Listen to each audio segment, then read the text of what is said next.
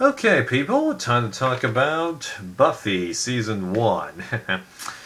And now that I've seen it, I'm kind of bummed that I never really heard about this show before, because it was a nice ride, even though I've got my gripes with it, and it is possible to argue that this show is a lot like Supernatural and Smallville. You've got, a group of people with one or two central protagonists dealing with strange occurrences episode by episode, but also dealing with larger story arcs as the show goes on. Not much of a stretch in terms of plot basics, yeah.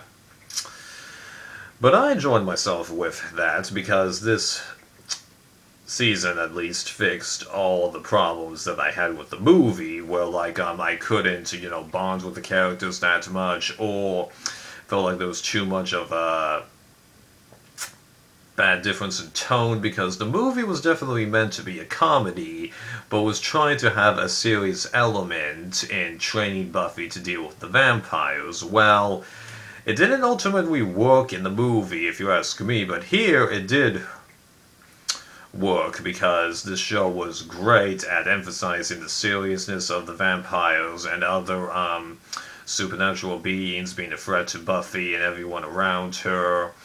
But also, unlike the pilot, it also did a great job of incorporating comedic moments, because in the pilot, they kept having fashion comments from Buffy, but it didn't feel that funny, and just the way she kept mentioning it, that she was fighting the vampires in that big schoolroom or auditorium, it just felt just put in there for the sake of saying it. But here, for the most part, when they did all the sarcasm or one-liners, it actually worked in my mind.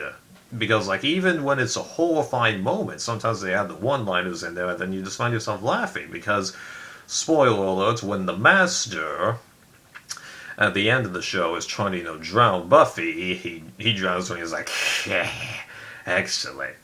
Oh, by the way, I like your dress. Oh, that was great. And then all of Giles' one-liners, that's awesome, right? And while on the subject of Giles, I definitely prefer this watcher culture to what Merrick was like in the movie, because one line that Merrick said that stuck to me on the rewatch was that, given the fact that he's, died before and is basically immortal, you get the idea that he views things differently, and certain bits about life and death don't really,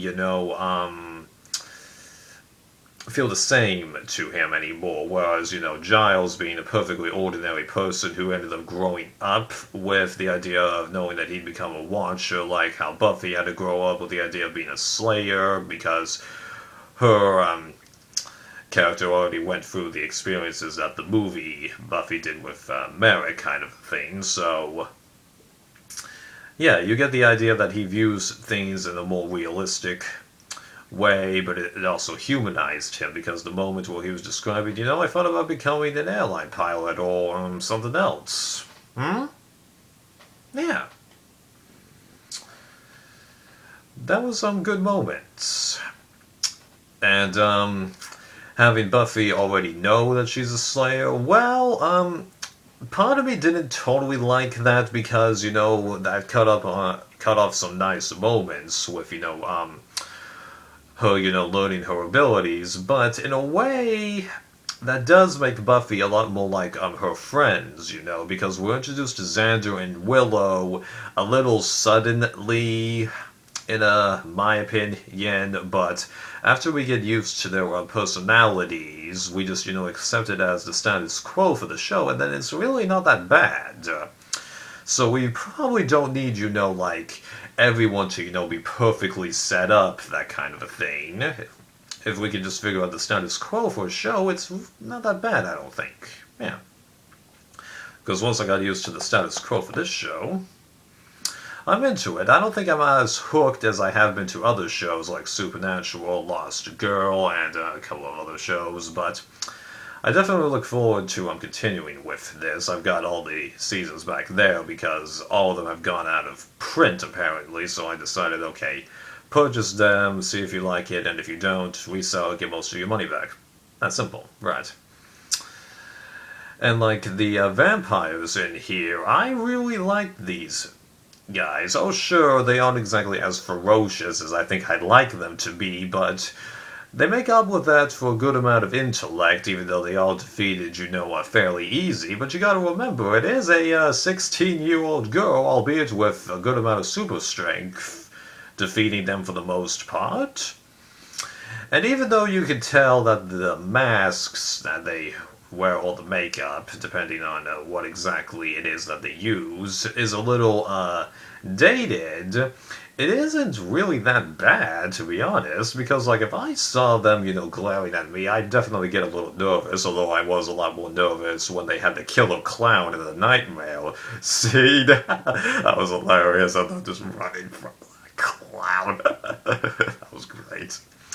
Right, and then the character of Angel, I like this character. It gives a different spin to the vampire lore bit, and I'm glad I didn't know that he was a vampire until I actually started watching this, because that would have hurt my bondingness with him a little bit, even though when we first meet him, technically we have all the evidence we need to pinpoint him as a vampire. Yeah. And one thing that actually gets to me while on the subject of Angel, now we're going to move into some stuff that I don't necessarily like. You know how at the end, he's examining Buffy and going, she's not breathing? My thinking was, well, dude, can't you tell that she's been bitten? Don't you just have to, suck the venom out? Because can't they do that? I mean, like, sure, I'm stealing that from Twilight, but that can't be the only time that they've done that trick. I wonder why you didn't think about that. And,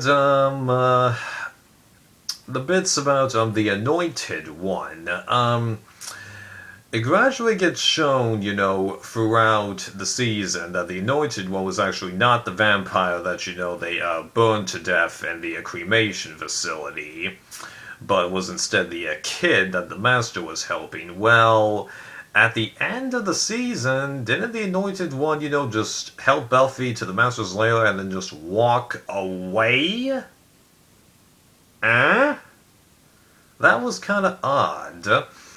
And then the Master detailing a prophecy to Buffy in the finale, where he's like, you help me get to the surface. Well, if that was true, wouldn't you have been a little less annoyed when all your previous efforts to get to the surface, didn't work? Now, it could be okay that he simply didn't know about those prophecies, but if he really has been in there, for 60 years or whatever, and has had all these vampires, help him out and then gather research, I don't know. I feel like he, should have known this kind of a thing. Yeah. A little bit of continuity error there, if you ask me. And about the lighting from this show. Throughout the season, I couldn't help but notice that there were tons of scenes, at night or even during the day where things seemed to be a little darkly lit, Now, in a way, that does kind of add a little moodier and mysterious atmosphere. I fully understand that, but the killer is, from where I'm sitting, I've got the TV a tiny bit higher than where I'm sitting. I'll show you. Excuse the gigantic photo of Victoria Justice, celeb crush. But yeah, I know it doesn't look that much from this camera angle, but it's a few inches above me, and sometimes, it's just a little harder to see what's going on. Kind of annoying. Now, it's not all too difficult, okay, because it was easier for me to figure out what was going on than in comparison to, like, the Roots remake. That was worse, but yeah, that kind of got annoying to me, but I'll deal with that, because if that's my main gripe for this thing, I can deal with it, and it is better than AVPR from what I last remember. I really need to rewatch that movie, right? But despite these gripes, this was a nice product, and I'm really looking forward to watching more. Let's see how I feel about it.